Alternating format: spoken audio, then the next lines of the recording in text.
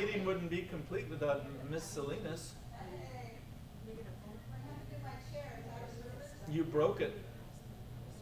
Are you saying I'm fat? I wouldn't say that. Hello, Mr. White, how are you? Hi, how's it going?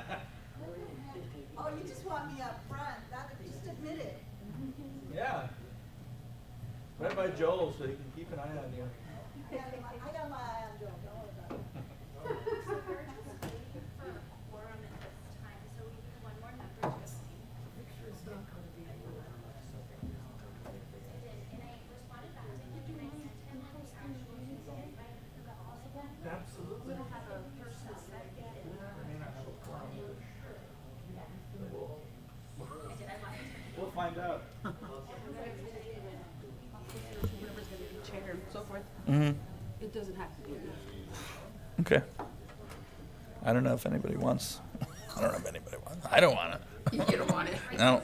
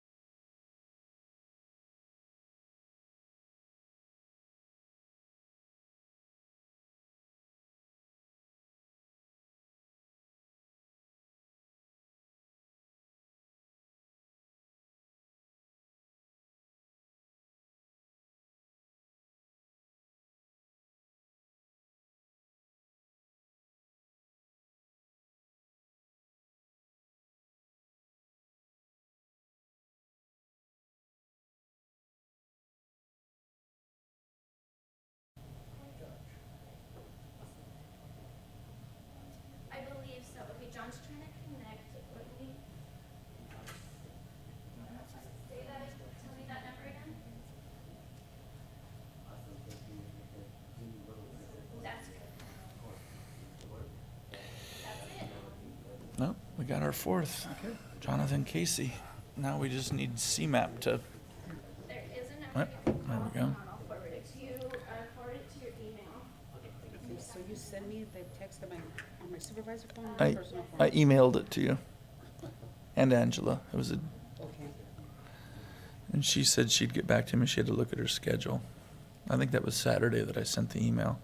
Okay, I'll send you the call number. I'll text it to you this number right now. Silent, okay. Okay, perfect. Thank you.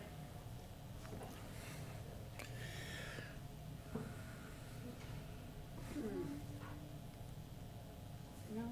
Oh, with the rose coming up. No, I got something from the rose, but that was more the paella. Oh. Hmm. Would it have been your supervisor? Uh-huh. your My official. commissioner? Uh-huh. Okay, so. Robert Gibson. Commissioner. The last one I had was January 19th from you. Really? Uh-huh. That's weird. Did you go with Supervisor Gonzalez with a Z? 944. And then what's the call? Gonzalez. And then there's another. I don't know how to use the one I always type in. Hmm. Maybe you sent it to my personal, Mm-mm. no? Mm-mm. No. Oh, wait, there's a February 2nd there, hold on. So, February 2nd, maybe that's, That was probably it. Maybe. no, Do I this need was to a be sworn Mr. in for Pillsbury this that I was as sending well to as- Pillsbury. No, no. Um, And oh, Victor's in and Dom's in. Oh. Yay! Panelist. Come up, panelist.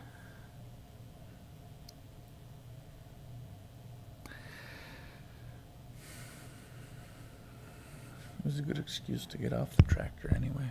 Come to town. Get off the tractor? Mm-hmm. But isn't it beautiful in the sun? It is nice. Here it's foggy. Oh. Yeah.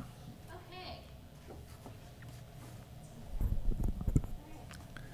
So we have a quorum. We officially have a quorum. All right. And then we're just waiting for John to join in, but since we are 3 minutes past, I can go ahead and get started.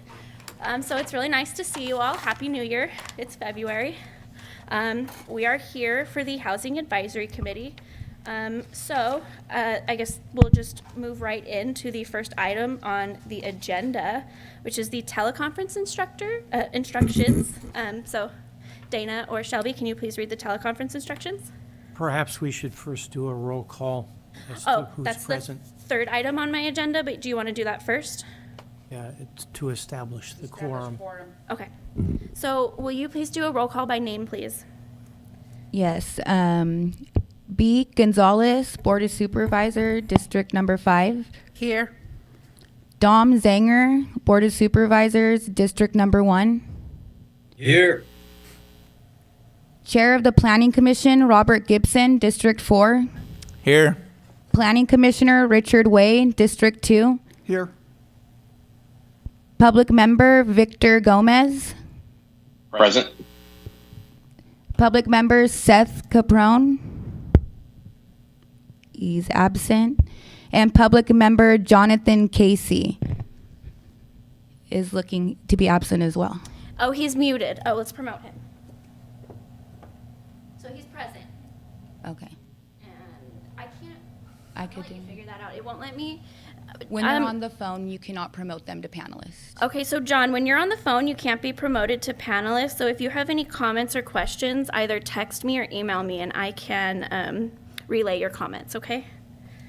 So we have established a quorum, and we are going to go ahead and get started again with the teleconference instructions, please. Okay. The San Benito County Hack Commission welcomes your comments. Each individual speaker will be limited to a presentation total of 3 minutes. When addressing the commission via Zoom, phone, or in the chambers, please state your name and county in which you reside for the record. Please address the commission as a whole through the chair. If participating on Zoom, select the Participants tab and click the Raise Hand icon. If you're using a phone, please press *9 to raise your hand. When your turn arrives, you will hear that you have been unmuted. If participating in person in the chambers, please complete a speaker card that we don't have at the moment, but you can use the Planning Commission ones, identifying the items on which you wish to speak, and provide your completed card to the clerk prior to consideration of the item. Speaker cards are available at the entrance. Thank you. Thank you, Dana. Okay, so now we're going to move on to the Pledge of Allegiance. Commissioner Gibson, would you like to lead us in the Pledge of Allegiance, please? Ready, salute. I pledge allegiance to the flag of the United States of America and to the republic for which it stands, with one nation, under God, indivisible, with liberty and justice for all. Thank you very much. Okay, now can I please get an acknowledgement of the certificate of posting? So acknowledged. Second. Okay. Thank you. And at this time, we will move on to public comment. Is there any public comment in chambers or via Zoom? For any items not on the agenda?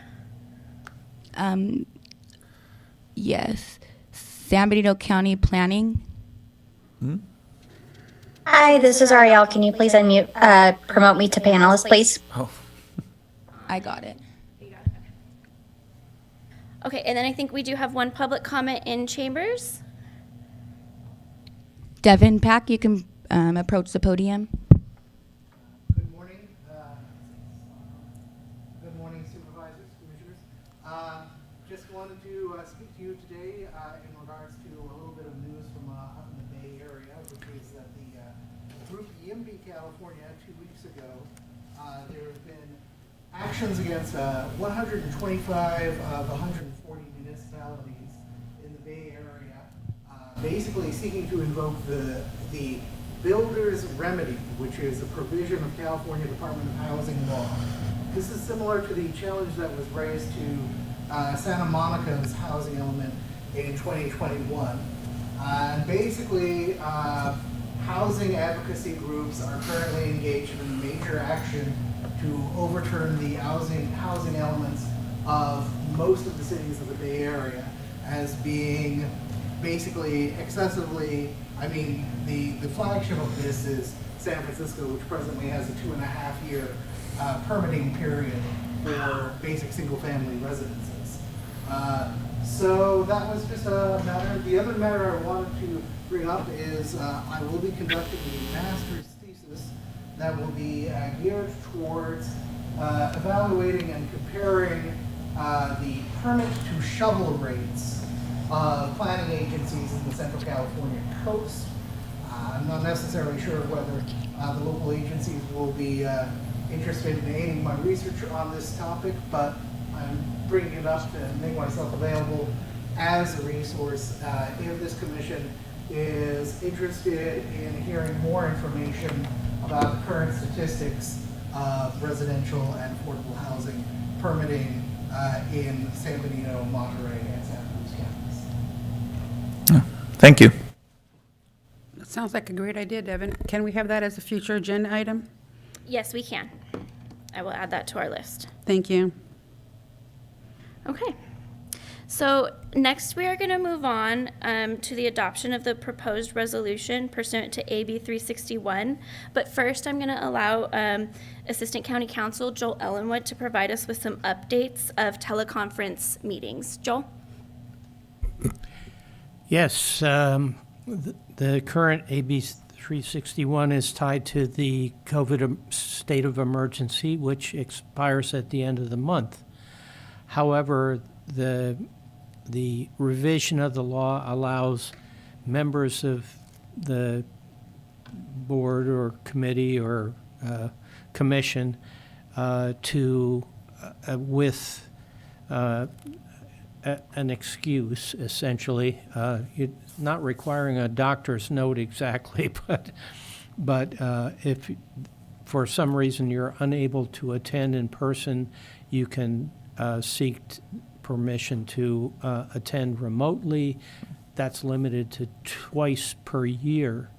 So the teleconferencing option for members of the committee, commissioner, board continues. However, members of the public can still attend and participate in meetings remotely. Hey, Joel. If we were to attend remotely, I take it we still have that option to do so, but we would not have a voting right in doing so if we exceeded the two, Yes, that's correct. Okay.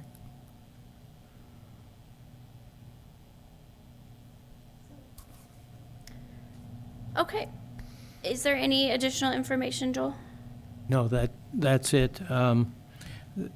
So I'm not sure that the standard form of resolution that we have contemplates the change in the law, so, but the law would prevail over whatever resolution is adopted today, so I don't think it's a particular concern. Okay. So do I have a motion to adopt the resolution for AB 361? Also move. Second. All those in favor? Aye. Okay, so 6-0? Okay, but before we go further, since now it's going to be mandatory for us to be here present without absent a doctor's note, is there then a attendance requirement? Say, for example, that one of us is excessively absent and then we get removed. Is that already in the provision? Yes. And if not, then it probably should be, because if somebody's in name only on this, it's going to create issues of quorum, as we had this morning, Sure. or maybe disinterest. So one of the things in our committee bylaws is if any member is absent for 3 or more, 3 consecutive meetings, then we have the authority to then review their participation and potentially replace them. So it's 3 or more absences, consecutive absences. Okay, Madam Chair, if I could ask a question. of course. All right. Sorry, I'm not sure if B is still chair, or I know we're going to be going through that here in a second, but my participation, I travel a lot for my clients and my work in land use. And so I can't always be there. And so it will create a bit of a challenge for me, but obviously I'll give you a heads up if I'm not going to be attending. And I know ahead of time that I'm not going to be in a meeting. I'm not sure, Stephanie, how frequently or what our schedule looks like this year. I know because I work closely with in Santa Clara doing development work in Santa Cruz County as well, and then those hats usually meet every other month. So I'm not sure if we're on a monthly basis or what that looks like. Just curious, but I look forward to working with everybody this year. Yeah, so that's going to be an item we're going to discuss today. The bylaws say we have to meet quarterly. Obviously, we met more than that. We met on a monthly basis last year. So maybe I can move on and we can review the committee bylaws. And then if you have more questions about the bylaws, we can get into that. I could certainly do that. We were tasked last year, and one of the main reasons why, and thank you to the Board of Supervisors for the appointment on this committee. But we had a substantial amount of work with the inclusionary housing ordinance, and I think that's what took quite a bit of the bandwidth from everybody. And again, I commend the board for adopting it after quite a bit of work on that policy last year. But I'm thinking things are probably going to change a little bit for us. So anyway, just wanted to share those comments. Victor, I thank you for making that comment. So going back to, I very much value his input and his inclusion in this, and I don't want to lose him for an absentee kind of a situation. But do we have anything set up in the bylaws for maybe an alternate? I wouldn't think maybe for like the elected officials, because, we're expected to be here. But for those that are participating through their own, good nature and desire to partake, could there be an alternate that's set up for the community members? I believe we can work that into the bylaws. So one of the things of the bylaws is we can amend them at any time. So we can review the bylaws and make any changes or amendments to them. And so that could be something we look at. I know it's one of the duties of the chair and vice chair to appoint alternates should the need arise. Okay. So that could be something that is covered under the duties of the chair. And I can also, I have some information on the bylaws. I didn't specifically grab information on that, so I can go back and review them. I also have the bylaws in your packet, so you guys can also take a look at those too and reach out to me if you have any questions or anything you want to agendize for a future meeting to discuss about the bylaws, if we want to amend them, tweak them, or add anything to it. Do we have anything pressing coming down for 2023 like we did with the ordinance that we are working on? Yes, and I will get into that on the last item, future agenda items. Okay. Okay. Ariel has her hand raised. Of course. Miss Ariel? And besides amending the bylaws, if someone maybe can't make a particular meeting, we could always go through what items we were going to discuss prior to the meeting and get their comments and then share it during the meeting for them. Yeah, that's a good idea. If we can do that, I'd be happy to work with the committee members in that regard. Okay, so we had a 6-0 passing of AB 361. Oh, we have another comment? Yeah. Oh, yeah. Dom Zanger. Sure, absolutely.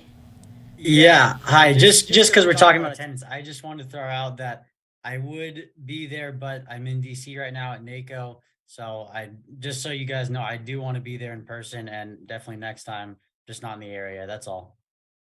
You're there, Dom, so don't worry. We won't exclude you, okay? We know you're there, and you're doing great work right here. Thank you. And we appreciate you being available via Zoom today. Okay, any last comments? Public or in chambers, via Zoom? Devin?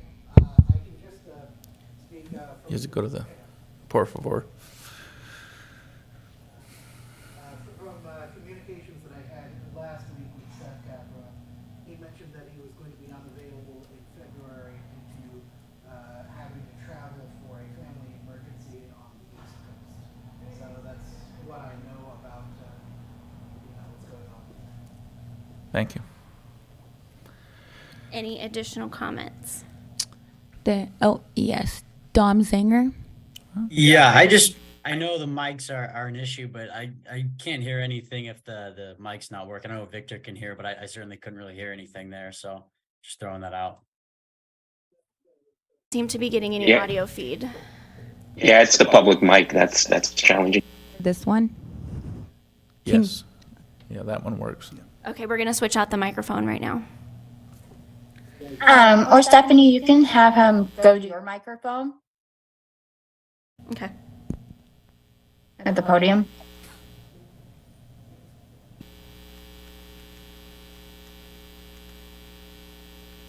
Okay. Would you like to share your comments up here, Commissioner? Devin Pack, sorry.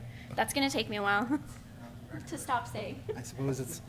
I just wanted to mention anecdotally that I was in communication with Seth Capron last week, and he spoke to me that he was going to be unavailable for the month of February as he was traveling to respond to a family medical emergency. So. And like I said, I feel like this attendance issue is maybe concerning. We can review our committee bylaws and we can take out stipulations for attendance if we see that it may be extremely difficult for some of our public members to be here in person. So that is something that we can review, should the committee direct us to review that. Okay? All right, if there are any more comments, I'm gonna move on to the next item on the agenda. And so we're going to review the committee bylaws. So if I can get my PowerPoint pulled up on the screen, please. And Stephanie, no disrespect intended, so if it comes out disrespectful, I apologize in advance. You tend to be very detail-oriented in your presentations, and I thank you. I would call that thorough.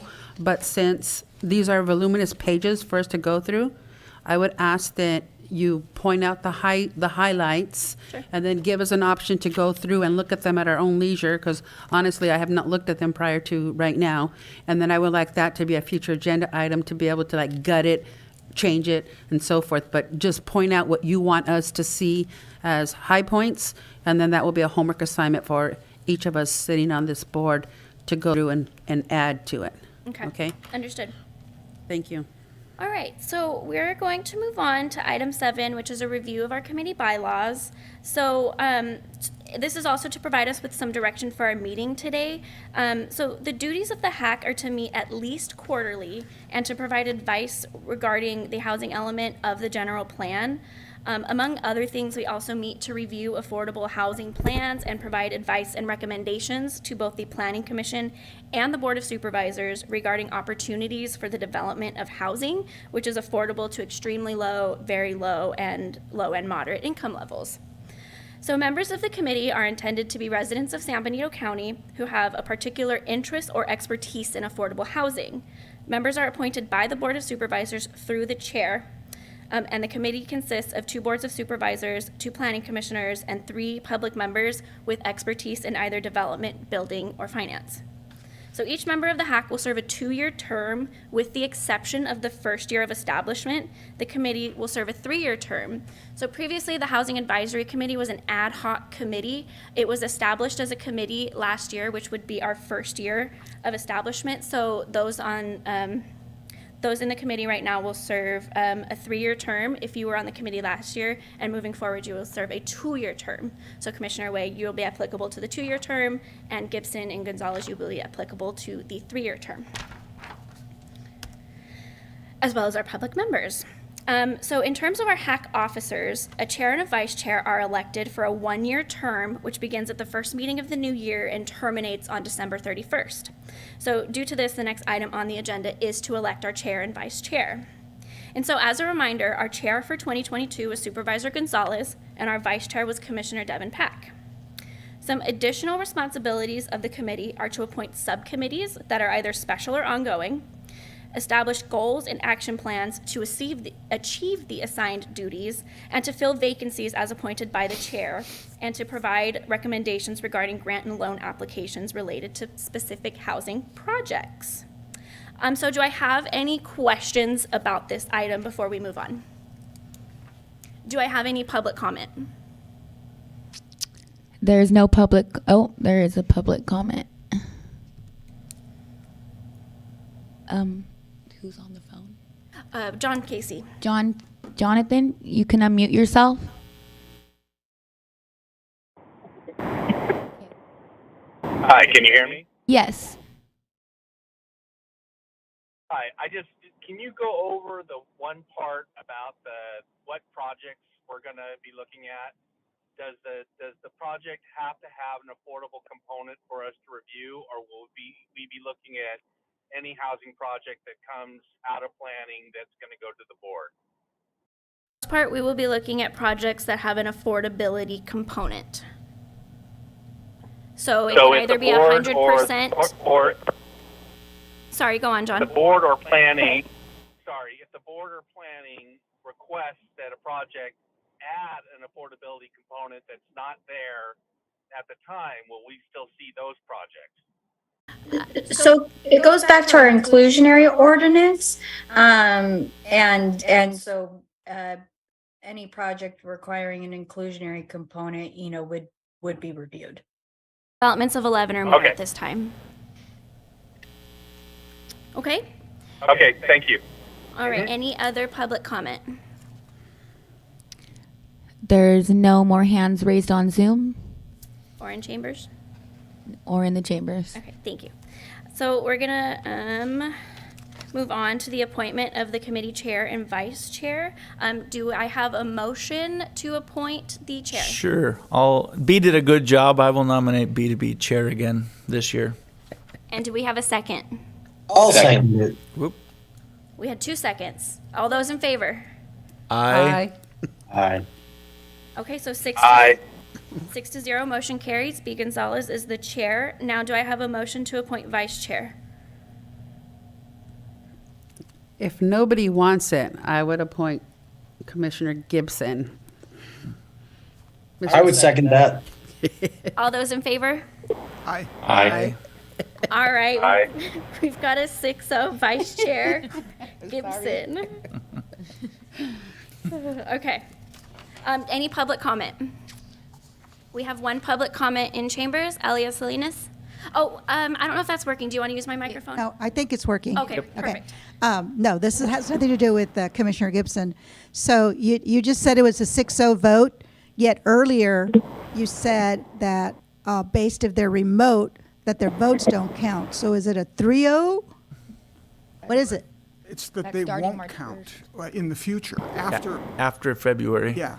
After February? Because I know of another meeting where they excluded someone who happens to be present, and he was not allowed to vote. So is it after February? I guess we need a legal opinion.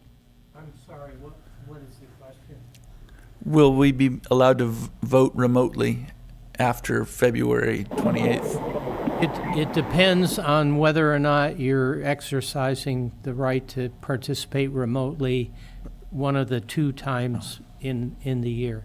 But I believe that Ms. Salinas' question was more along the lines of whether the votes that we were doing today remotely were in fact valid. Well, actually, the provision would require that votes be conducted by roll call, all votes when there's teleconferencing. So other than the fact that they were all unanimous, I think it's form over substance to require a roll call vote. But Well, just for the sake of clarity and checking off all the boxes, can we do a roll call vote on my nomination and then Chairman Gibson? Absolutely. Commissioner Gibson. I'm trying to think your title. So Dana, we'll start with Supervisor Gonzalez. Can we please do a roll call vote? B. Gonzalez, Yes. Dom Zanger, Yep. Robert Gibson, Yes. Richard Way, Yes? Victor Gomez, Yes. Seth Caprone is absent. And you're gonna have to unmute John. Okay, Jonathan Casey, you can speak. Yes. Okay. Yes. Okay, perfect. That's a 6-0 vote for Supervisor Gonzalez. Now we're gonna move on to Commissioner Gibson. Dana, will you please start the roll call vote? B. Gonzalez, Yes. Dom Zanger, Yes. Robert Gibson, Yes. Richard Way, Yes? Victor Gomez, Yes. Seth Caprone is absent, and Jonathan Casey. You're unmuted. Yes. Okay, perfect. So that's a 6-0. Yes.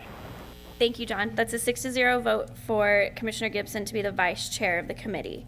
Are there any other comments or questions? Any public comment at this time? There's no hands raised on Zoom or in the chambers. Okay. So now we're going to move on to item 9 of the agenda. So based on our committee bylaws, the HAC which the HAC can review and amend at any time, we are required to meet at least quarterly unless otherwise decided by the committee. Last year we met on a monthly basis. It was the first Monday of every month at 11 a.m. Unless the day fell on a holiday, then it was moved to the next applicable Monday. Would the committee like to continue with this schedule, or do we have any recommendations to establish a regularly standing meeting at an alternate date and time? We are going to review sort of our agenda for the year, and I can't say that it's any lighter than last year. I think Seth wanted to talk. No. Seth, did you have a, oh, Ariel. Seth's not here. Okay, sorry. I just want to point out that this year, we have to complete our housing element. And I think that this committee is going to be pretty vital this next year, and in that, along with, several other items that, we're, to look into. So I think frequent meetings might still be needed. But one of the things I think for the bylaws that might make a note that, as far as attendance, just requiring the quarterly, and as far as missed absences, it doesn't seem quite right that if we're going off of our normal, required quarterly meetings, because we need extra due to items we got to complete in a year, that those additional attendances count towards that. So we frequently had Mondays being an issue because of the holiday. So is Monday necessarily the best day? I leave that up to my committee members to decide. Whichever day of the week you find suits your needs the best, I'm willing to roll with. Madam Chair, if I could, this is Victor Gomez. I was actually just looking through the calendar now, and I think the only first Monday of the month that I could think of that we're going to have a conflict is going to be Labor Day. on September 4th. So I guess that may push us to September 11th, but September 11th is also another very important day for all of us, I think. And then July 3rd, it's the day before a holiday. I mean, I'm happy to meet, but just wanted to share that. I think the only true conflict is going to be Labor Day.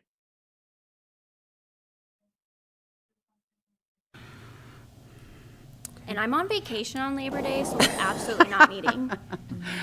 Well, I like Ariel's suggestion about looking at the mandatory meetings being quarterly, and then if there's a missed date, we look at those dates as being missed to count against a sitting commissioner, as opposed to every month, because it sounds like we're going to be having to meet monthly. So then we can count today as the first meeting, and then in a quarter from now, that'll be the second, like, Okay. attendance check-in.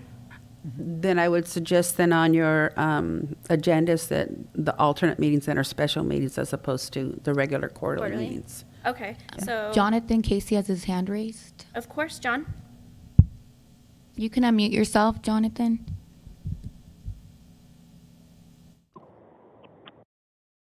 Hi. As I recall, the other reason why we picked Mondays was so if there was activity that we needed board action on after the meeting was ahead of the board meeting. So I think that's still a good idea to do that.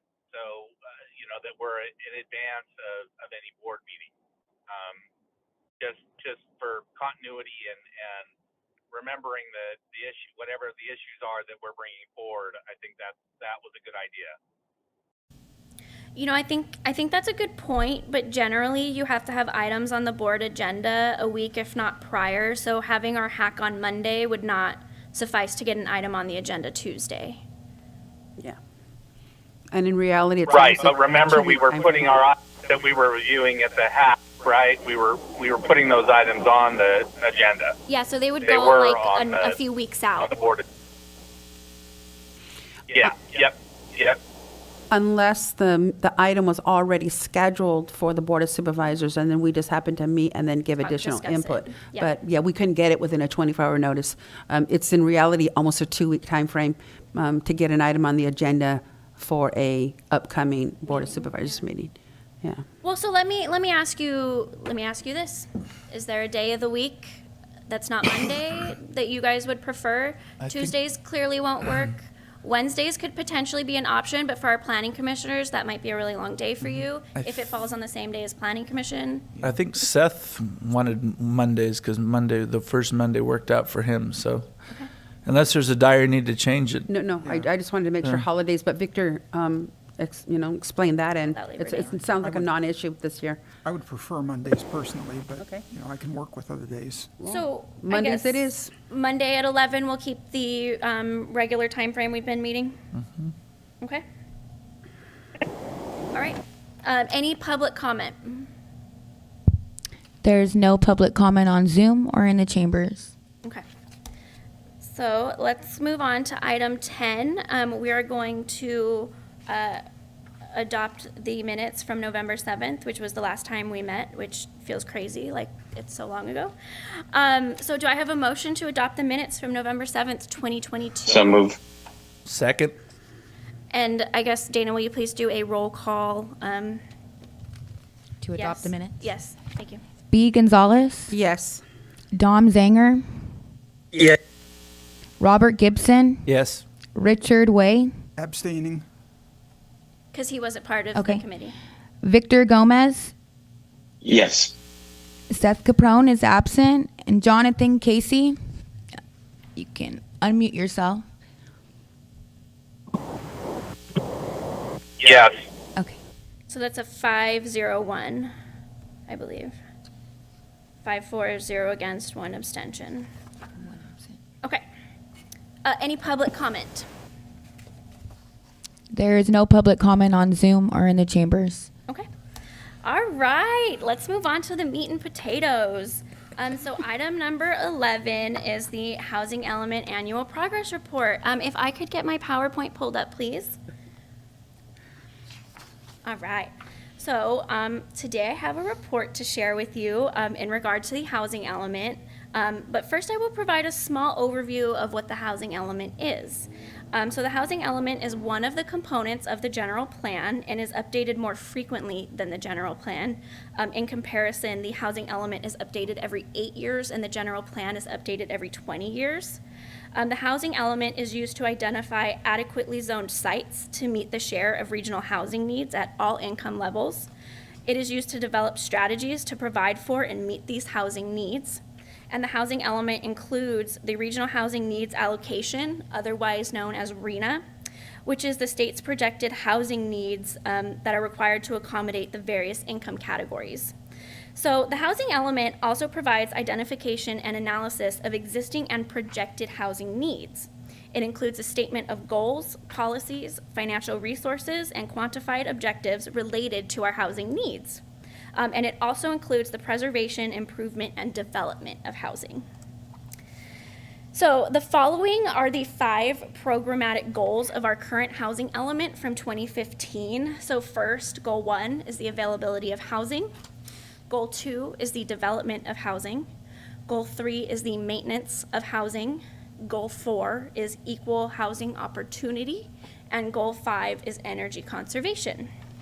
And you can find that on slide 9. So we're currently nearing the end of our 5th cycle of the housing element, which spanned from 2015 to 2023. Subsequently, we are gearing up for our 6th housing element cycle, which will run from 2023 to 2031. So what is the housing element progress report? Annually, our jurisdiction is required to submit a housing element report which details the status and progress we have made in implementing our housing element. This report details project applications, issued building permits and certificates of occupancy for all income levels, annexations, and changes of public land during the calendar year. So once the report is complete, it is submitted to the Governor's Office of Planning and Research and to the California Department of Housing and Community Development on April 1st. So the report will be presented to the Planning Commission on February 15th. See you guys soon. And to the Board of Supervisors on March 14th, 2023.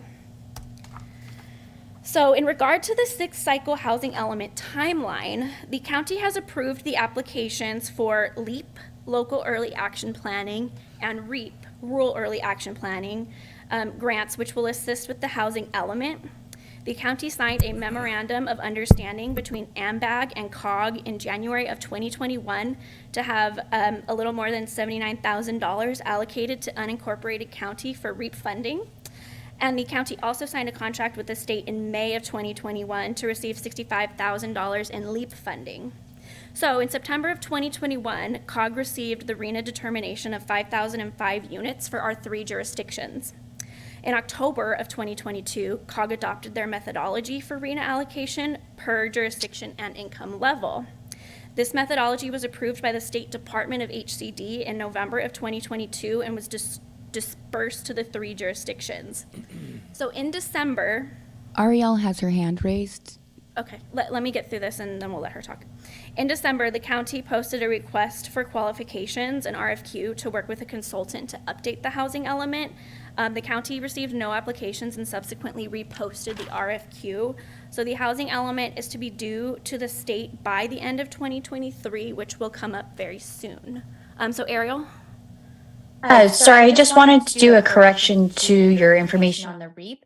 The REAP grant was actually reallocated to finish off our zoning code update and to get our ADU plans to be instead of just conceptual, but to be engineered with an engineer stamp. So we do not have that money to go towards the housing element, just the LEAP grants. And I believe the LEAP grant amount is around 70-something thousand. I forget the exact number. And then the whatever is above that amount will have to come out of either general fund, or if this committee decides to use it out of our fund of the, I think it's 1.2 million. And then as far as the RFQ, county staff has reached out to additional consultants and have heard back from at least one that they're going to provide a proposal. And so I'm hoping to get that this month. I have a question regarding that. Okay, so Ariel, to clarify then, the REAP money, you had reallocated it for the plans for that, for the ADUs? Okay, and when are we going to see those, and when will they become available to the public? Because we have people just chomping at the bit, wanting them, and thank you for giving me that information.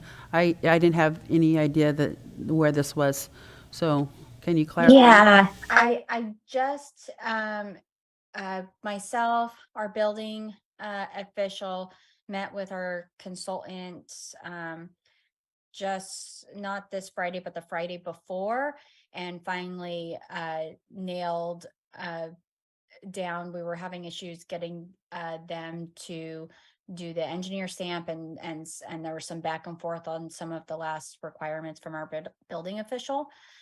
So they are wrapping that up. They told me that it would be a few weeks. I can pull up the email while Stephanie continues on to get the exact number of weeks. And then that was the last thing, and they will then be available. There's a few more components to the overall program that we want to discuss further, but that's later in today's presentation. Move on to still on the same item. So here's the RENA allocation methodology option F, which was adopted by COG and approved by HCD. You will notice a total of 5,005 units were allocated to our 3 jurisdictions. Okay, stop for a moment. I've been asking for this for a couple of months now, and when I asked previously, it was premature because it wasn't set in stone. So, and what page would that be on your? You're going to be looking for slide 12. So the last group of stapled papers in your packet is all the slides, and so look for slide 12. Okay, hold on. The reason I just want the numbers of what's going to San Juan, Hollister, and the county. So can you just read those out loud for me? So you'll see it right here in this box marked RENA on the right-hand side. So a total for our 3 jurisdictions is 5,005 units. That I know. Of that, Hollister has been allocated 4,163. Okay, hold on. Hollister, 4,163. 163. San Juan, 88. 88. And then San Mateo County's getting the remainder, so what? 754. 754. Okay, thank you. You're welcome. Okay, so unincorporated county has been allocated 754 of these units to be broken down as 246 in the very low income category, 198 units for low income, 103 for moderate income, and 207 units for above moderate income. Additionally, the county is required to report on extremely low income units, which is a default number that is typically 1/2 of your very low income units. So in other words, we will be required to report on an additional 123 extremely low income units, which is not captured in this breakdown because it's something that HCD just started mandating us to report on this year. So again, as a brief update, as part of our housing element, the county has updated our inclusionary housing ordinance, which requires new construction to provide affordable units to below moderate income levels. So historically, the inclusionary housing program was enacted in 2004 and went through the amendment process in 2016, 2020, and most recently again in 2023. So additionally, the in-lieu fee was adopted by the board into the master fee schedule during a regularly scheduled public hearing on January 17th, 2023. This is a $30 per square foot fee to be applicable to fractional units and developments of 5 to 10 units. So in 2022, we successfully completed our housing feasibility study, in-lieu fee analysis, and the ordinance amendments, which were officially adopted in 2023. So as of February 2023, all development applications submitted to the county will have to comply with the most recently amended ordinance. And so, without further ado, this is a snapshot of what we have done since 2015. So for 2022, we built 2 units in the very low category and 10 units in the low income category. These units are the second phase of Riverview 2. Phase 1 of Riverview 2 is captured in the 2021 category, with 4 units in the very low category and 8 units in the low category. There is one issue with our reporting. In 2021, on our actual housing element report, Riverview 2 was reported as non-deed restricted, so I need to contact the state and have those moved into the deed restricted category. So no moderate units were permitted or granted their certificate of occupancy in 2022. However, 160 above moderate units were constructed. So the green cells on the right show how many units we have remaining per our RENA allocation. You will notice that we have not progressed very far for our below moderate income levels. In the above moderate income category, you will notice the opposite. We have built 1,070 units when we were only required to build 355. So our total RENA allocation is 837, split up among the different income categories. And as a reminder, that's for the 5th housing element cycle, and the numbers I just went over in the previous slide are for the 6th housing element cycle, so the one that's coming up. Okay, so do I have any questions regarding this information? I'll contact you offline, okay? Okay. My printout doesn't look like your spreadsheet at all. Yeah. Yes. Yeah, the housing element report is really difficult to read via PDF. I can send you the Excel spreadsheet. There were some issues with being able to upload the Excel spreadsheet. So if you contact me personally via email, I can send everyone the actual Excel report. The PDF is very difficult to read. It's much easier to read on your own computer when you can zoom in. Yes. You know what, Stephanie, why don't we just follow up today with an email to the hack with the PDF? With the Excel and the Yeah, PDF. Excel, thank you. And I'd like to state for the record that Seth Caprone is now available and on Zoom. Wonderful. Thanks for joining us, Seth. So in my committee members, any questions or comments regarding this report? My only comment would be it's unfortunately not atypical for California. We don't come anywhere near those numbers for the extremely low, very low, low. We always manage to go gangbusters for market rate, though. And that's hopefully something we can change. Yeah, that was kind of my reaction as well. It's well, to the uninitiated, kind of astonishing that we are where we are, but it is what it is. And then do I have any comments online? Ariel?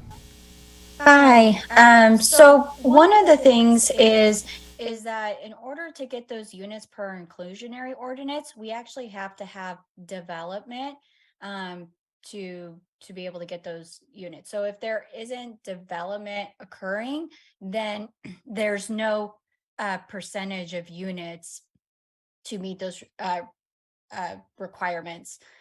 So that's why it'll be good through this hack later in the agenda to discuss some of these grant opportunities staff has found as alternative methods to being able to meet those requirements, because the inclusionary ordinance only works with development. Affordable. It will never, the math will never work unless we plan on building 200,000 homes. No. Yeah, but that's why, having, multiple options to help create units will be beneficial. And so staff's found some items here that we'll discuss later that might be an opportunity. Fantastic.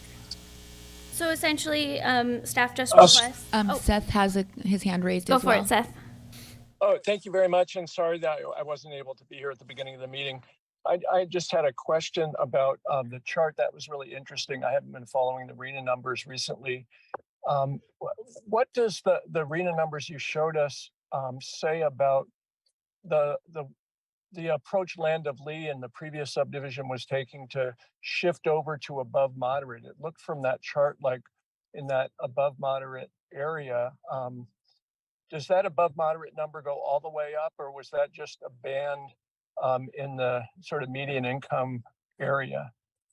I mean, are we meeting any level of workforce housing, or is everything in that above moderate really in the high end?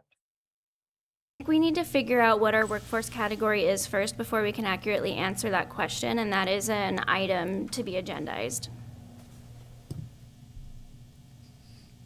Okay, so I mean, you don't know how many of those are in the 110 to 130 kind of range?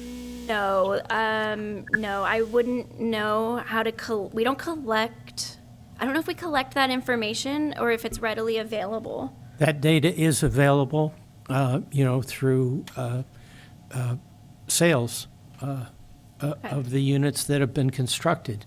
And the report of the Realtors Association reflects that the average, the median sales price of new units is something like $775,000. So the answer to that question is probably very few, if any, are in the lower band of the above moderate income range. Otherwise referred to as workforce housing. Thanks for that, Joel. Yeah, it would be nice to see the actual numbers on that because the median number doesn't tell the whole story, but thank you very much. Right, we'd have to get that information probably from the, all of the sales are recorded, and it's a data collection issue, so. So I could get that from the title companies, maybe? We'll talk about it. Okay. Stephanie, before you change your screen, why is extremely low on the bottom of the list as opposed to being above the very low? Yes, so I created this chart, but it's the exact same chart that's on the Excel spreadsheet from the state.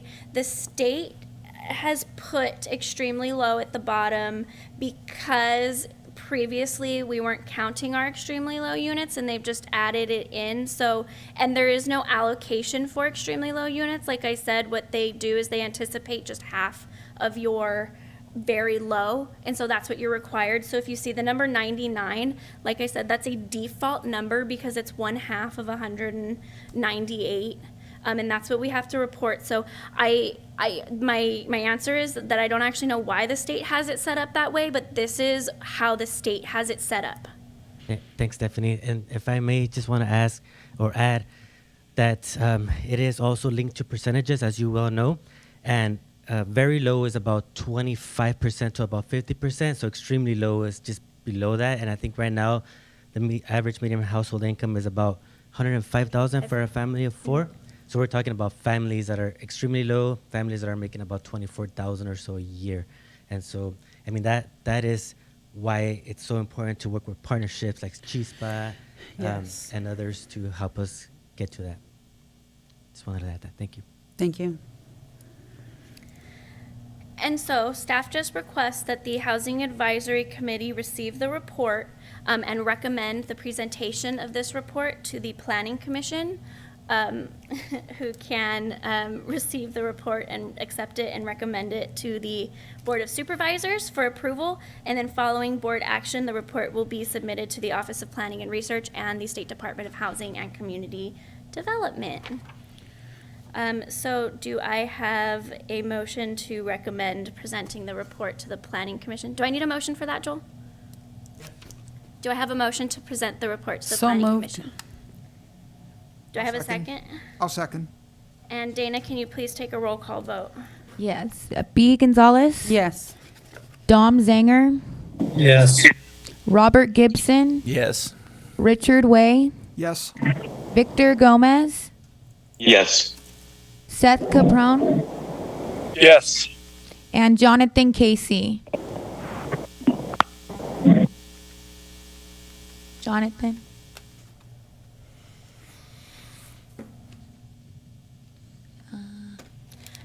we can't hear you, but if you want to text me your consent. He's good now. Is he? Okay. Yes. Okay, perfect. So that sounds like a 7-0. Thank you. We love our technical difficulties. Oh, any public comment? It looks like we have one public comment in chambers. Devin Pack? Well, just as a little bit of further news, this is in regards to the housing element. Attorney General Rob Bonta has formed a housing strike force, which has been litigating against municipalities and counties. Most recently, they developed a settlement with the city of Huntington Park over the inadequacies of their 2030 general plan. They've also been in action with memorandums to the county of Fresno. So as you work towards developing your housing element, just be aware that the State Attorney General's office is active in ensuring that counties and cities are complying with SB 9 and other affordable housing provisions in the code. Thank you for that. Is there any public comment via Zoom? There's no public comment via Zoom at this time. Okay, so we will move on to item number 12. So I'm going to provide you with an overview of the Calhoun grant. So this is a potential opportunity for us. So on January 6th, HCD released a supernova for $170 million for homeownership programs. $135 million of this has been allocated to the Calhoun program, and $35 million has been allocated to the Joe Cerna Jr. Farm Worker Housing Program. So the purpose of this supernova is to provide loans and grants to local public entities and nonprofits for home ownership development projects, self-help technical assistance projects, mortgage assistance programs, owner-occupied rehabilitation programs, shared housing programs, and programs for the acquisition of manufactured housing for agricultural purposes. And so in your packets, I've given you guys all the NOFA and the guidelines. So applications are due on February 28th, which is very soon. We have a grant writer with California Consulting, Inc., who is supporting us in the application process. Due to the application deadline, a resolution to permit the Director of Planning and Building or his designee to apply for the Calhoun grant on behalf of the county was signed by the Board of Supervisors on February 7th, but subsequently this resolution was amended to include the Joe Cerner Farm Worker Program because we were originally only going to apply for Calhoun funds. So this resolution is going to go back to the board on February 28th, 2023. So the resolution lists a maximum award amount of $10 million per program to go towards unincorporated county and the city of San Juan Bautista, who is interested in submitting a joint application with the county. And we can expect to receive our award announcement in June of 2023. You're going to notice these red,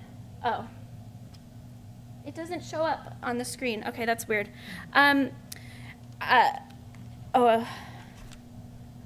I'm presenting the wrong PowerPoint, but I fixed the numbers. This owner-occupied rehabilitation assistance is actually a max of $5 million. The ADU programs is a max of $5 million, and the acquisition of manufactured housing is $5 million. The numbers on the screen are actually the max per applicant. So it is a correct number, but it wasn't for the whole program in total. And so I'll send those updates out when I send the Excel spreadsheet, okay? So eligible uses for the Calhoun program, again, include homeownership development project loans, which include pre-development costs and carrying costs during construction, which are related to ADUs and JADUs. Provides technical assistance for self-help projects like Riverview 2. First-time home buyer mortgage assistance, which includes the purchase of a home with an ADU or a JADU. And some other eligible uses include owner-occupied rehabilitation assistance, which includes the rehabilitation of manufactured housing, which is not on a permanent foundation, and construction or repair and rehabilitation of ADUs or JADUs. And it also provides technical assistance for shared housing programs and ADU assistance, again, for the construction, repair, or rehabilitation of ADUs. So that's specific to the Calhoun program. Now, the Joe Cerna, I went too far. Two options the county is looking at is the first-time homebuyer program and the ADU program. So ADUs can be counted towards our below moderate income levels if the county were to adopt an ordinance that allows for the sale of deed-restricted ADUs. So this is an item that staff would like to agendize for a future meeting. So, Ariel has her hand raised. oh yeah, go for it, Ariel. Yeah, so I just want to point out, one thing, it comes from AB 587 Friedman, that basically creates a narrow exemption to the prohibition for ADUs to be sold or otherwise conveyed separately from the primary dwelling by allowing deed restricted sales to occur. Not just if the local agency adopts an ordinance, but also to qualify, the primary dwelling and the ADU are to be built by a qualified nonprofit corporation whose mission is to provide units to low income households. And then I believe also this particular requirement, it's 80% area median income or below. And so this could be a possibility if we partner with CSDC or CHISPA. We haven't had a chance prior to this meeting to connect with them on this, but that particular one, would allow for all construction costs, all building fees. We already would have our architectural plans that we could use for it. So the county thinks that this, could be a viable, option.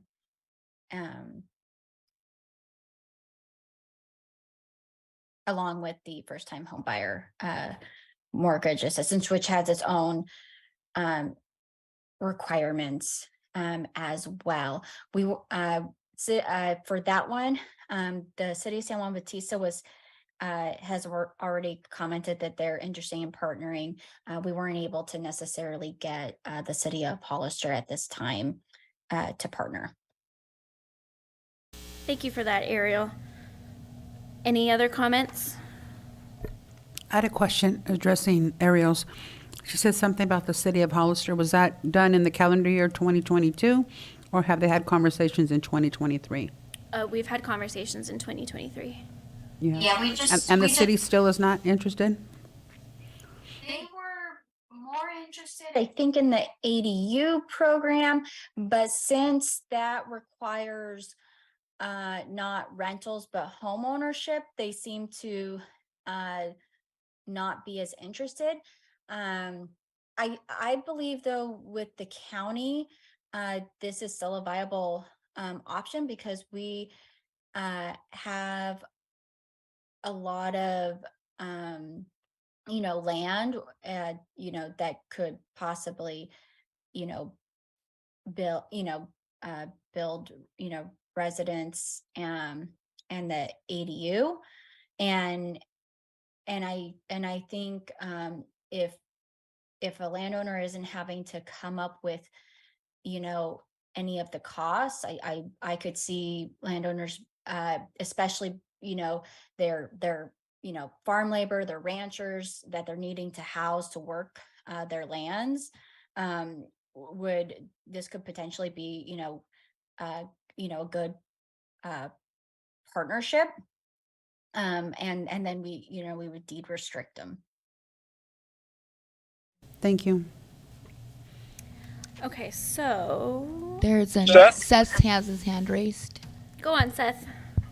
Hi, thank you. So am I correct? Am I understanding that kind of the normal deed restricted ADU would be a unit that was owned by the landowner in the primary residence, and that landowner was restricted to renting it to a income qualified renter? And I mean, I would hope it would also say they were required to rent the unit. They couldn't just use it themselves.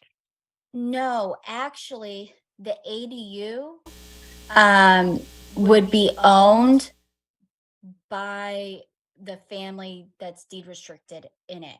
So that's the narrow exemption. So they wouldn't necessarily maybe own the land, but they would own the home. This is from, the preliminary research I've been reading of the state legislation. It hasn't gone through county council yet. So it would be essentially like subdividing the lot. But you don't have to subdivide. Right. It's almost like a rental of the airspace for the unit or something. Yeah, it's a really interesting legislation. That, and very, like I said, very narrow exemption. And there's a few things, we need to do. One is add it to our ordinance, which is, that's an easy thing we can, take back, to the board. And then the other is partnering with a nonprofit. And I think we have some good nonprofits that would that we could probably work with locally here. So I see it as potentially, and we can write the grant for as much as 5 million. So I think we could definitely get some units out of it. But this is just again, one option. The other one was the down payment assistance program. The down payment assistance program. Okay, I'm sorry, Ariel, I had to mute you. You had said something and you were going on, and both Gibson and I were talking that didn't sound right, and so I called it to the attention of legal. So what has not gone through legal yet? And it sounds like you're making a lot of plans, and if it hasn't gone through legal, you might be spinning your wheels and wasting a lot of energy. So can you unmute her and go back and repeat what you were talking about legal? And I want Joel to hear what it was that you were saying, because it just didn't sound kosher to me. Okay, so per AB 587 creates a narrow exemption to the prohibition for ADUs to be sold or otherwise conveyed separately from the primary dwelling. That's government code 658 52.26. So we're talking about homes that are privately owned that want to put Yes. an ADU in their backyard. And so it's not a subdivision per se, but they own the land, but not the ADU. They own the ADU, but not the land. I was kind of lost there with what you were saying. And I just want to make sure legal is hearing what you're saying. So if we go forward, it's going to be able to pass legal muster before too much time and energy gets put into something that may not be viable. So this is the state legislation. I'm just reading state legislation. So We haven't had the chance to discuss this yet, and there were some 40 odd affordable housing bills passed in the last legislative session, constituting hundreds of pages. And so I'm not familiar with this particular bill or what requirements there would be for it. Many of the bills include so many conditions and qualifications that are very difficult to achieve. So those are practical realities, not so much legal ones, but they are legal requirements and conditions that have to be met. So how much of an opportunity this is remains to be seen. Yeah, I could see it if it's modular and doesn't have a foundation that's poured into the ground. That would make sense. If you don't own the land, why would you want to necessarily attach it? Because if it's based on your employment and your employment changes, it's a lot easier to pull something up that's on a frame as opposed to ripping apart an ADU and putting it back into the form of sticks. Right. Just my thought. I think something else that we should note is that while staff had one intention originally for this grant, staff were given direction from the CAO and the chair of the board to potentially look at a different route. And these are discussions that are still ongoing. I have a meeting at 1 to continue that discussion. So this may or may not change after this afternoon, and staff will present an update. Is legal going to be in that meeting with you? Because I would hope that somebody from legal is there, because if the board is directing you, and I'm part of the board, if we are directing you to do something that may or may not be permissible, I mean, it just doesn't stand to reason to follow through with that. So please make sure legal, someone from county counsel's office is in there, because the directive that you're getting from us need to be clear and concise enough for you to be able to follow the law as well. And I don't want to put you and Ariel in a position where you can't perform because the obstacles are just so great. I think today, well, so I'll answer two questions. One is that manufactured homes can be ADUs per state law. And then the second one is staff is presenting all of the different options and then talking a little further about a couple ones we think we might be able to look further into and get input from the hack on what seems like a good application to potentially dive deeper into. We're looking for direction, and we're providing information we've obtained in like a week and a half. And to us, with clarity then? Yes. Okay. And then, so those additions that we're discussing are part of the Joe Cerna program. And so the eligible uses under the Joe, I'm sorry, can I get my PowerPoint back up on the screen, please? Okay, thank you. So eligible uses for the Joe Cerna program are intended to address the housing needs of agricultural workers and include home ownership development projects involving multiple units and including single-family subdivisions for lower-income agricultural employees and their families, technical assistance for self-help housing projects, first-time homebuyer mortgage assistance, owner-occupied rehabilitation assistance, and the acquisition of manufactured housing as part of a program to address or remedy impact of current and potential displacement of farm workers, families from existing labor camps, mobile home parks, or other housing. And again, a couple corrections, owner-occupied rehabilitation goes to a maximum of $5 million, and the acquisition of manufactured housing goes up to a max of $5 million as well.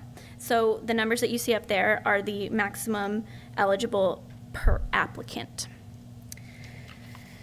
Okay, do I have any other questions about the Cal Home Grant or the Joe Cerna program? Any public comment? There is no public comment in the chambers or via Zoom. Okay.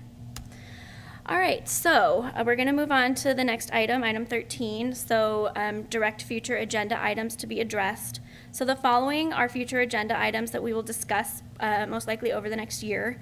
So in March, the Hollister High School District will be here to present important updates to the committee. Another item that we must delve into is the administrative manual, which establishes policies to administer and enforce the inclusionary housing ordinance. So typically, the administrative manual would be completed once all the amendments to the inclusionary ordinance are complete.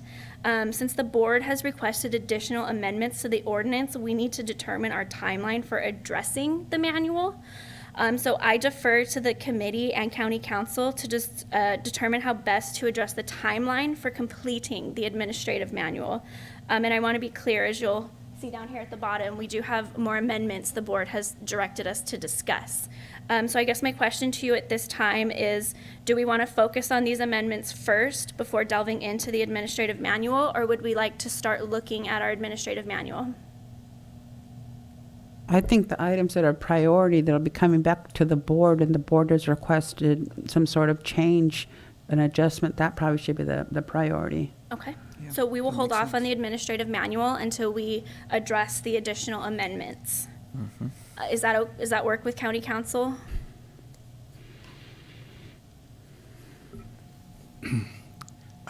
You have an effective ordinance.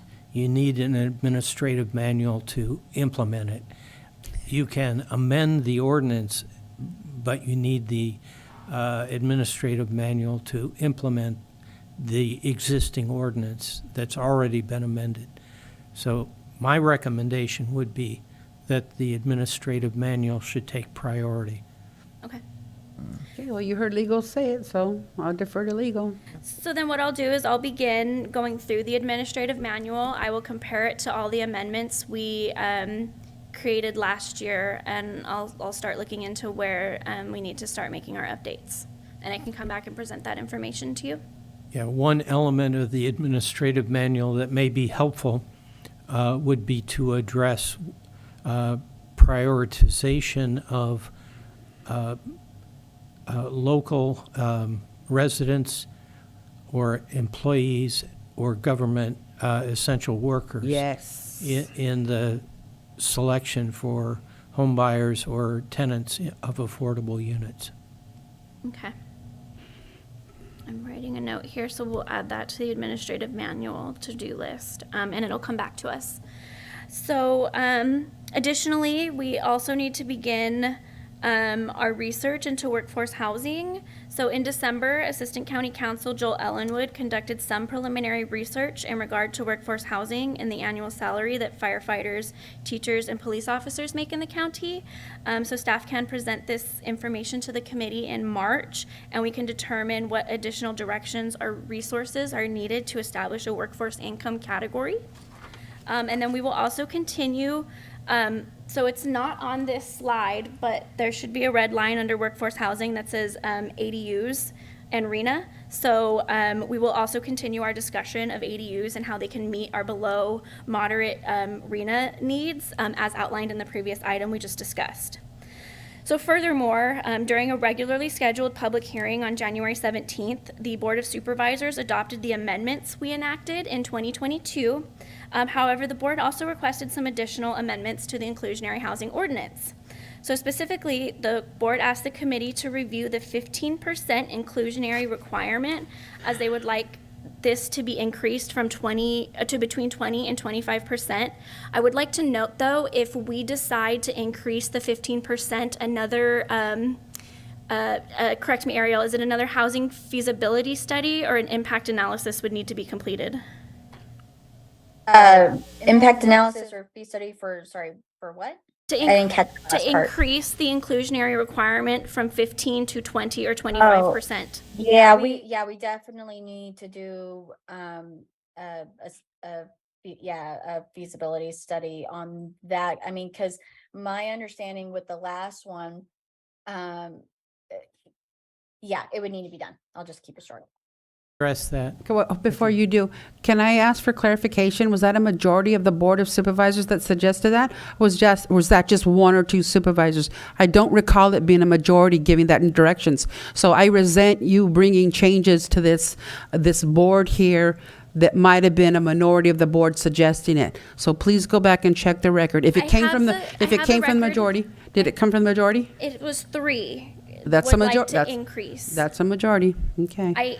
I have who wanted what here. Because when we look at 25%, it's going to be cost prohibitive for anyone to come in and build. So basically, it's just going to make this whole committee a joke. We will have no authority, no position, no influence. We will not be able to affect any kind of change in the community. No developer is going to be able to afford 25% affordable homes. They're not. At 15, that's what we paid a consultant to tell us. They gave us that number. We can't make magic. We have to look at the reality of it.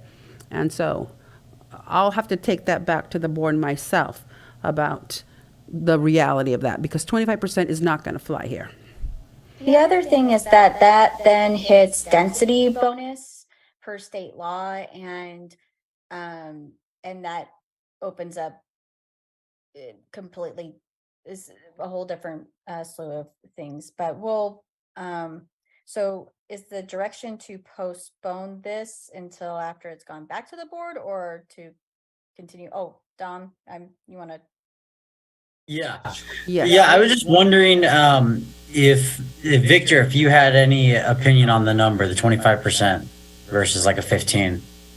Yeah, one of the challenges, and thank you, Supervisor Zanger, for the question. Yeah, I think one of the challenges has been in other communities that I've worked in is one community I could think of off the top of my head that's been that's at 20% in Santa Cruz. And that has slowed down production a bit in Santa Cruz because they jumped from 15 to 20 about 2 years ago. So, you know, if whether this topic comes back to us or not, what I would suggest for those that want to gather more information, and maybe staff could help with this, Supervisor Zanger, is seeing how production has been impacted in communities where they have increased, because the normal percentage is 15. But yeah, there are other communities that are at 20. I think San Jose's at 20, but San Jose doesn't enforce their ordinance, and so I actually go in there and I can get a waiver for all affordable, especially in downtown developments, to make them pencil out. But because it has been as Supervisor Gonzalez indicated, it has been a bit of an anchor, right, and holding us back a bit. But I think just looking at the production numbers of those communities that have increased from 15 to 20, or I haven't seen any community at 25, but those that I've seen for 20, it could potentially help you and others make a decision. And if I could just follow up, you say San Jose doesn't enforce their ordinance? San Jose allows for waivers. So I think in the past 6 months or so, I think in every high rise that I've gotten approved downtown San Jose, they actually waived the affordable, both the in lieu and the affordable requirement, because they're just trying to build density downtown. And so we don't even have to build any affordable downtown currently. I would also just like to add that what I'm discussing right here, the overview of the additional amendments, is coming straight from the direction I received at the board. So staff is not coming to you saying that 20% or 25% could potentially be a feasible number. That's what staff was told to look at by the board during the meeting. So I'm just presenting that to you now. So we're looking at it, you know, but not necessarily embracing the 25%. Yes. Okay. Okay. On that issue, Sorry. state law requires that above 15%, that you prepare a feasibility study as to whether or not that would make private development that with that inclusionary requirement above 15% infeasible. And that feasibility study has to be sent to the State Department of Housing and Community Development for review. So it's not something that can be done without a considerable additional effort.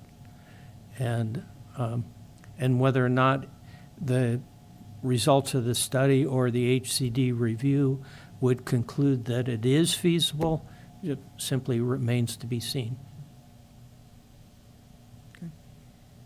Okay, so Well, just my understanding of the hack is that we're looking for viable ways to bring affordability here to the community. And if whether it's the Board of Supervisors or this agency here, if we're making the bar so difficult to reach, we're wasting our time. We're wasting your time, our time, the community's time. And so we need to find a way that we can achieve the goal at the same time and be productive. And this conversation sounds like it's not going in the right direction for me. How long would that study take, Joel, if we have to go? Well, the last one took, 2.5 years, but that was with some COVID issues. Yeah, see. We also would have to allocate additional funds to do that study. Can you take these concerns that are being expressed here currently back to the Board of Supervisors so that we as the HAC committee can then express the concerns and difficulties that might have been coming to us, the HAC, that the board, maybe just the whole board, the majority of the board doesn't quite understand what their ask is? I would hate for it to hold everything up.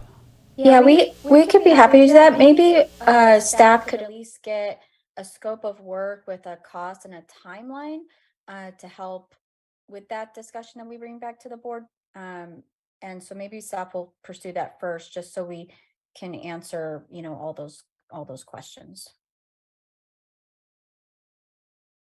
From the board meeting, the minutes to get like the direct verbiage that was presented from the supervisors. I remember driving home thinking 25%. That just put a nail in the coffin of any kind of affordability.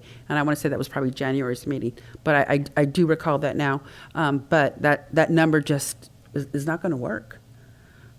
And I would just say, rather than burn a lot of staff time, even looking too deep into it, that if we have to go to the state to have them approve the feasibility study and go through the cost of another feasibility study itself, it wouldn't be worth the increase of 5%, in my humble opinion. Sure. So I'm more than open to going back to the board and presenting these concerns to them. I don't think that was made very clear to them at the meeting when they were requesting an increase in percentage. So we can absolutely go back and discuss that with them and let them know the challenges that would arise from doing so. And then I think, John Casey has had his hand raised and he would like to make a comment. Sorry, John. Okay, John, you're been unmuted, or you can unmute yourself. Hi, Joel, can you confirm, I had heard something about anything over 20%. Can you confirm it's still over 15% that you have to do this? Again, state law is continually in flux. So Okay. I can look at the original 15% and see if there's been some amendment to change it to 20%, but so I can't answer that question off the top of my head. Okay, thanks. I'll look too. Okay, so that was just one amendment the board has requested. They requested us to look at a few more things. So there was a request to review the option to pay the in lieu fee outside of the fractional unit. So in other words, remove the option to pay the in lieu fee for developments of 5 to 10 units. We've also been asked to review the 3 qualifications for in lieu payment. Sewer or septic not connected to a public purveyor, but requires large lot development and is outside within 10 miles of an unincorporated city. As these qualifications were not favorable to the board, some of the board members. Additionally, we have been asked to include very low income category in our for sale units, both on-site and off-site, and to review the breakdown of percentage between each income category. And so those were all the amendments that we've been asked to consider. I didn't agree with any of those, so I'll stay quiet on that comment. I would just say removing the option to pay in lieu fees for 5 to 10 units, then you have to force them to build a unit, which is more than 15%. It doesn't make sense. It's illogical. So again, these are not staff's recommendations. Yes, I know. Staff is presenting to you the information that was directed to staff. Yep. Well, I'd like to strike the first couple, actually the first 3. So I think maybe what we should do, and Joel, correct me if I'm wrong, is figure out which of these for us is the hack or non-starters, and then I will have to go back to the board and present that to them. Yep. I appreciate that. Thank you very much. So I guess, do we have a motion as to what those items are that are non-starters? I don't Hold know. on, if I could just jump in here real quick. Absolutely. So the third item, the review qualifications for in lieu payment, because I mentioned something about that. So I guess I heard Rob say he wanted to strike that one. The concern that I was having at the time was why it would be preferred, like why have the option for an in lieu payment as opposed to building off-site. If the issue was a proximity issue, being 10 miles from the city or having services, why would the in lieu payment make more sense than just building low income off-site? For these 3, which was sewer, septic, not connected to a public agency, it requires large lot development, or it's outside with the 10 miles of an incorporated city, it is infeasible to the developer to build affordable housing if any of those 3 things qualify, so they won't build affordable housing. So it's not like we're trying to say you can't build affordable housing here and we'd rather you pay us a fee. We're acknowledging that it's going to be infeasible to the developer to build affordable housing, and that we would like to capture some funds to put into our in lieu fund to then perpetuate affordable housing in a location where it is feasible to the developer. Okay. Does that kind of answer your question, or? I think so. I guess not entirely. I'm still a little confused as to if we're trying to hit the numbers, why it wouldn't be advantageous to us as a county to just require the building of the units offsite. I just don't understand how it would be better to get the in lieu payment, because it's, I mean, you can't, the in lieu payment doesn't, it's not enough to build. It is not realistic. Potentially, okay. Ariel? So part of the in lieu payment was for those 5 to 10 units, and capturing, you know, a fee to there. It's also for when we have, you know, percentages. A fees, it's important. It's important to have, but I think, you know, the larger picture that we got to look at is that this inclusionary ordinance isn't going to build our 700 units. It's just one option. We need to look at multiple different options to start making a dent at those numbers. This ordinance isn't going to build 700 units.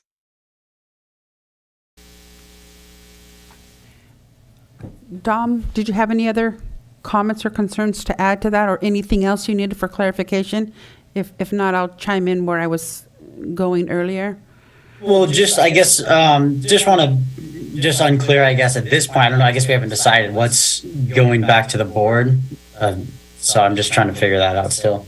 Right. Now, the reason the conversation evolved to where it did in the February meeting is it's a truth and it's a given. This county and its development have been absent in terms of low income, very low, moderate, and has favored, the builders have favored the above whatever market rate has been. And so there's a huge disproportionate numbers in terms of addressing the low income. And so I understand where Supervisor Kosmicki was coming from, but we can't change the ordinance to the point to where then we prohibit all affordable housing because we made the bar and the standard so high.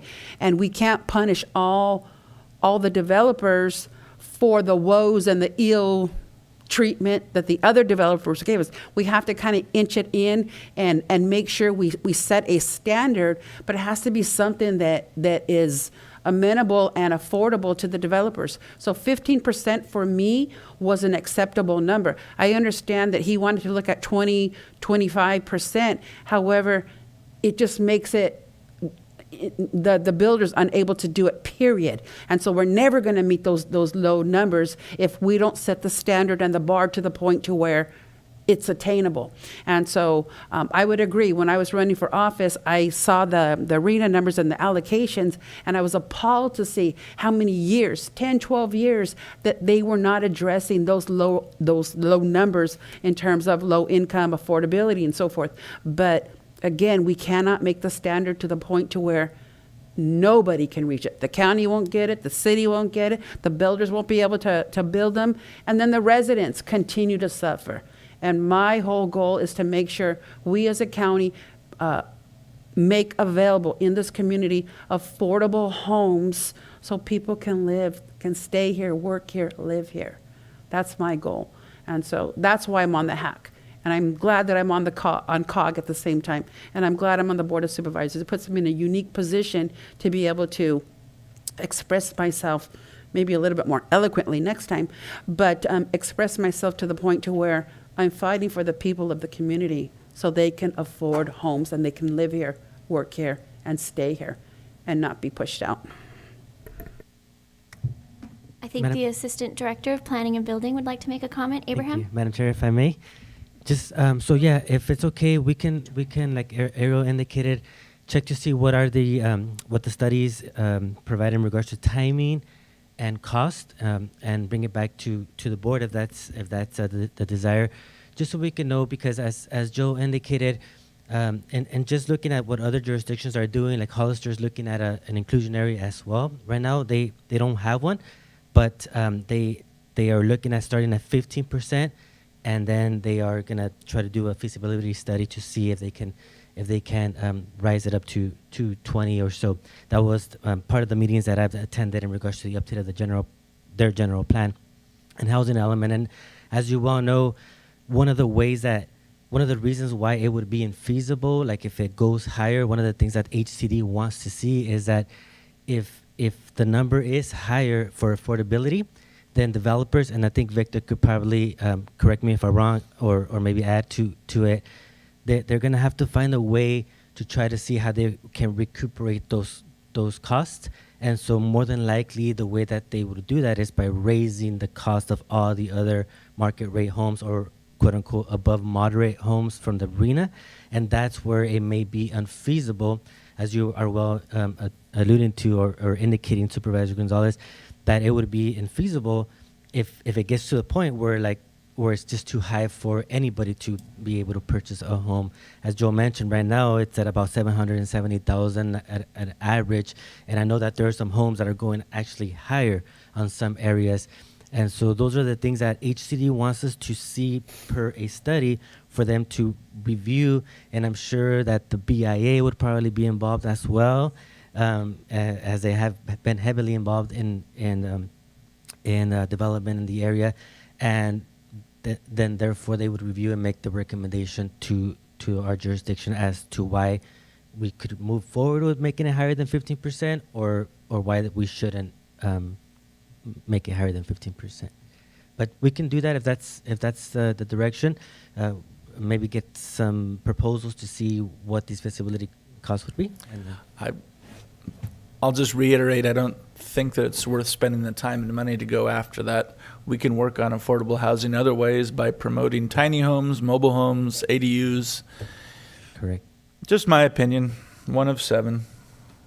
I just want to capture, we have 3 hands raised online, Ariel, Seth, and Dom. Maybe let's start with our committee members. Seth, would you like to make your comment? Yes, thank you. I'll just be brief. I mean, obviously, there's no easy answers here, and it may well turn out that it is infeasible, but I would favor asking staff to gather some information on what other counties are doing, and bring that back to the board in whatever form they bring this back to the board, so the board can make an informed decision. So I think if 20% was feasible through density bonus, which would allow a developer to do smaller lots and then, be able to do more units, there might be a way to make it work. Thank you. Seth, I think that's a great point, and I have most of that research done already from when we were, discussing the ordinance, so I know what our neighboring jurisdictions have set in place, so that's information I can present to the board when I go back and we discuss this. And then Supervisor Zanger, you had some comments?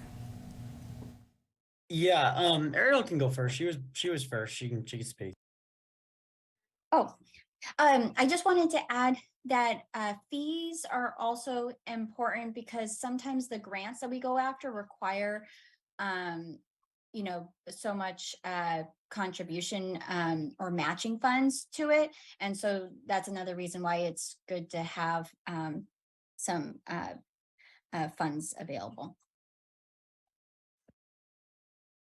Okay. Supervisor Zanger. Supervisor Zanger, thank you. Yeah, I appreciate it. I feel like if the board requested information and work done on these topics, I think we probably should do that, not just choose some of them to do that for, right? Like, we can't strike some of them. I don't know if that's still the plan of what we're trying to do. I guess I'm a little confused on that. Stephanie, I think this discussion was what we were going to be bringing back as a full discussion item and going through each one at a future meeting. I don't think our plan had been to go through all of it today, and I think we were just more, it was more of a notification that we were going to be bringing this back at a future item. And then in that future item, we can discuss, the pros and cons, and then make a recommendation back that goes back to the board, was staff's understanding and plan here. So I guess then I will bring these amendments back to the next hack and we can discuss them. So, if you guys have any questions in the meantime about these, or just think about them in the next month, and then we'll discuss them again, I would say in March. Before I move on, any public comment? It looks like Devin Pack has a public comment. I would just clarify what perhaps the direction of the board is. My understanding is that they were to be included as future discussion items on a board agenda, and not necessarily a full-fledged amendment of the affordable housing. The board, I believe, directed that future agendas include a discussion of those issues, and then the board can make a recommendation as to what future direction it wants to take with regard to each of those issues. And I think that's consistent with what Ariel was saying. So it seems like maybe then when we bring this back, we can talk about each item. We can go through the pros and cons, or how we can do it, and then I can take that back to the board and present to them the information and whether or not we can enact the amendments or not. Does that sound? Again, I think that the direction is not to enact the amendments, but to discuss whether or not to initiate an effort to make amendments. Okay. So I guess then we'll present the information to the board, and then from there get their direction. That's my understanding. Okay. Thank you, Joel. I wish to comment with regards to the future discussion item of workforce housing, and also towards the in lieu fee. One discussion item that I would recommend that this commission consider exploring as far as policy topics is a joint powers authority, which is basically, it's been adopted by San Jose, Santa Rosa, Sacramento. It's been used in Milpitas. It's basically an intergovernmental agency where basically counties and municipalities pool together for the acquisition and operation of housing projects. The one that I'm most familiar with was in Milpitas. There was a residential apartment complex that was basically acquired, through a joint powers authority created with San Jose, Milpitas, and Santa Clara County.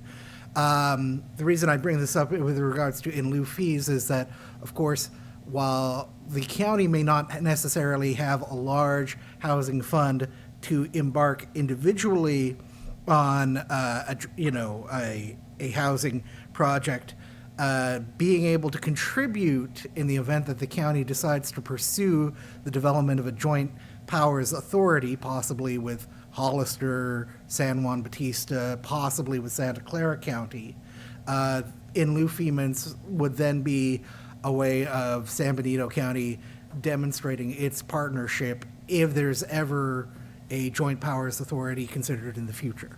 So that's a emerging new and promising new approach to tackling low-income and middle-income housing programs, and I hope this commission will look into it. Thank you, Devin. And then really quickly, Victor, I saw you had your hand raised and then you lowered it. Did you have a comment you wanted to make?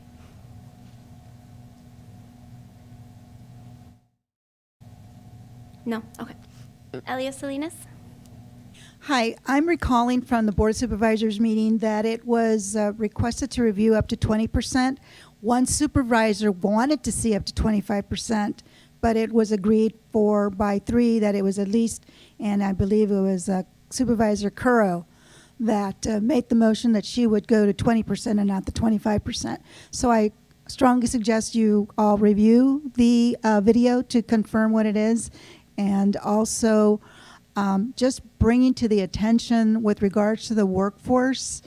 And then you have the farm worker housing, and then you have the issue of the individuals that were displaced on Lovers Lane, where there is absolutely zero housing available, and they don't fall in between the workforce housing and the farm worker housing. So they are low, and further discussion on with regards to tiny homes. I don't know what the process is to get a new mobile home park, what the process is to go through that, but let's look at where we can get some modular homes so that the low income people can qualify to have a place to live. Thank you. Thank you, Elia. Is there any other public comment via Zoom or in chambers? Ariel has her hand raised. Ms. Goodspeed? I just wanted to let you know that staff was looking at all of those Cal Home options for Lovers Lane. There was like a few like restrictions that we were kind of coming up when we were trying to figure out if we could apply it. One was it had to be like a mobile home park. The other main thing is that it has to be home ownership. And there was for some of those options that we were looking at. So we were so I just want you to know that staff is actively looking at different options to see, you know, what could be available to help.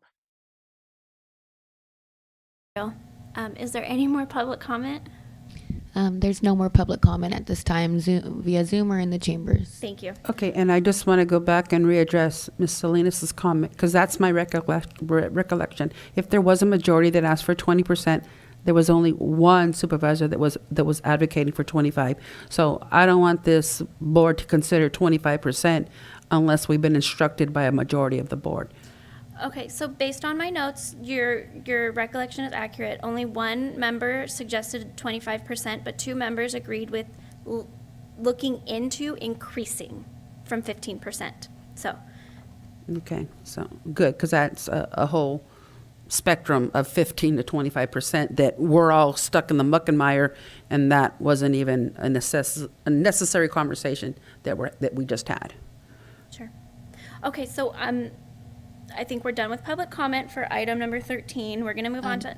There's a hand raised. Sorry, Victor. Yeah, sorry, Stephanie. I'll lower my hand. I apologize. I had to step away for a second. Just want to share just really quickly. I know we're trying to move on here. We got, I have another meeting as well at 1 o'clock. But look, at the end of the day, this really comes down to the desire for more affordable housing. And to be candid with you, Supervisor Zanger, I commend you for your leadership on that. I know you really care about this topic, at least in the discussions that I've seen. So I applaud your efforts to get it done. So it's certainly something that I think we all want to see. I grew up in affordable housing here in Hollister. I'm a product of affordable housing. Not sure if that helps or hurts affordable housing, but it's it's needed. It's definitely needed. So I'm happy to have an offline conversation with you, Supervisor, and talk about the potential options, because there are additional options. I'm actually working on 2 projects in the city that are pure affordable. So we're not doing any market rate. We're all doing all full deed restricted affordable. And those are really the types of projects that we need to see in our community. But that funding is done quite a bit differently. And I know nobody could speak to that more than I think Seth with his vast experience in that area. But I'm sure we would be happy to, chat with you about it. And then last is Abraham's point. That's certainly something that needs to be taken into consideration. And it's basic math. And so again, Supervisor Zanger, the way we do it is if you go from 15 to 20%, we're just going to take whatever's going to cost us in that additional 5% or the total 20%, and we put that on top of the market rate houses. So the market rate units then go up 10, 20, 30, $40,000 more. to subsidize the 20% affordable. It's a little bit more complicated than that, but just more of a high level. I just wanted to share that. So anyway, this is a great discussion, so I'm glad we're having it.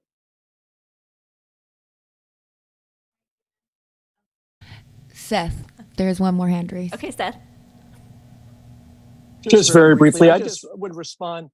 There may be some effect of the market rate houses going up, but those houses are sold in the market, and the prices they sell for are going to be determined by the market as much as what the developer feels like they need to sell them for. So I think it's complicated. That's what I'll say again. Thank you. Okay, there's no more hands raised on Zoom, and there's no hands up in the chambers. Thank you. Okay, so we're going to move on to our last item, item 14, which is to schedule our next meeting date. So I'm looking at Monday, March 6th at 11 a.m. Please let me know if that works for you. Take your time.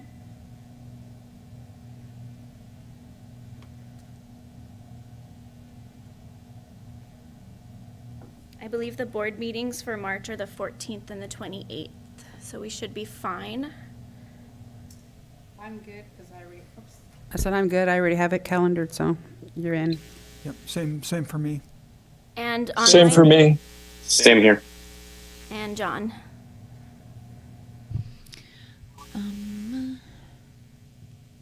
John, does that work for you? How about Dom, because he's new to it, and then Mr. Wade sounded like he said he was good with it. Dom Zanger? Yeah, that's good for me. Perfect. And Jonathan? Yes. Okay, great. So I think, yes, I already have the calendar reminder out, so I believe we're good to go for Monday, March 6th. I will see you all then. I will follow up with any additional materials requested, and please reach out if you have any questions. And then finally, do I have any public comment? There's no public comment on Zoom or in the chambers. Okay, public comment period is over. Can I get a motion to adjourn the meeting? So moved. I'll second. All those in favor? Aye. Do I need to? Aye. You don't need a, no. Okay, perfect. That passed 7-0. Thank you so much. Thank you. hurry up, you got 4 minutes. I know.